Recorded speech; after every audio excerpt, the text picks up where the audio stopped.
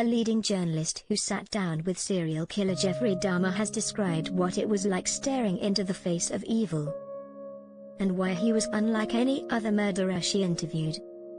Six-time Emmy Award-winning producer and writer Nancy Glass spoke to Twisted Cannibal Dahmer in 1993 for CNN's Inside Edition.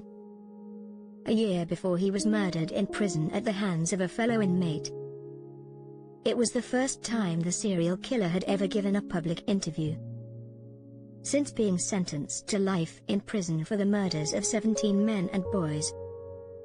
Speaking to The Sun Online, Nancy, who has interviewed other murderers and criminals in her illustrious career, explained what made Dahmer the most chilling of all to speak to. "My first impression of Dahmer was how normal he appeared," she said. "It makes you think that anybody could be capable of crimes like this. If he had acted like a maniac, I would have been more relieved." She said Dahmer was not charming, but at the same time, you wouldn't have picked him out of a crowd. Although she doesn't know exactly why Dahmer agreed to an interview with him, she believes one reason was simply that he was lonely and wanted to talk. Getting an interview with Dahmer was no easy task, and it took more than a year and a half to secure the exclusive, building a relationship with the murderer and his family. "He wanted to talk to somebody and he had gotten used to talking to me." Nancy made it clear there were no conditions for the interview, and that she would let him speak. In this way, he revealed his true evil self. "His mind is not like yours and mine," she said. "He was so twisted. The only thing that is fair is the truth. I'm not there to prosecute him, but by telling the truth, people realize what evil was there, and the intentionality of it."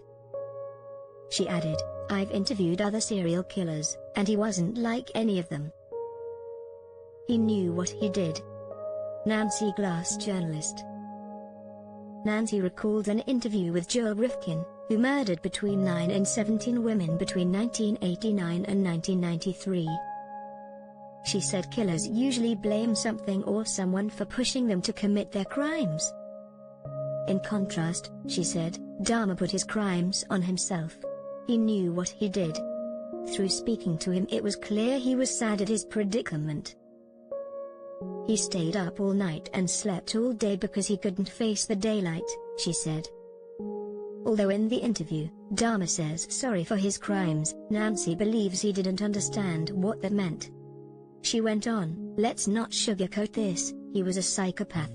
I had no sympathy whatsoever."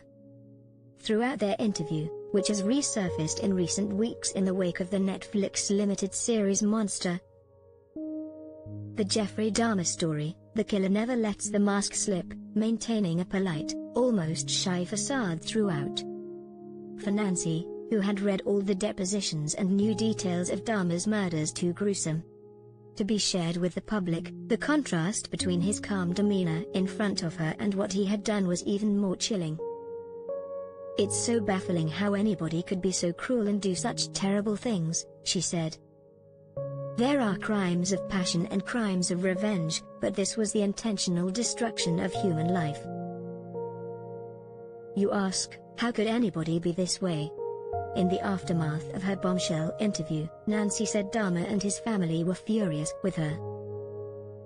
Dahmer's parents even complained to Nancy, "You've made him look like a monster."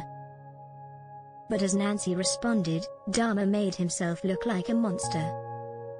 She added, "I don't want a criminal to be pleased with their portrayal." Today, Nancy is CEO of Glass Entertainment Group and has more than 22 TV shows and podcasts currently in production in the US. In the years since she has spoken further to Dahmer's family, they are still unhappy with the interview, she said, but they've come to terms with who he is.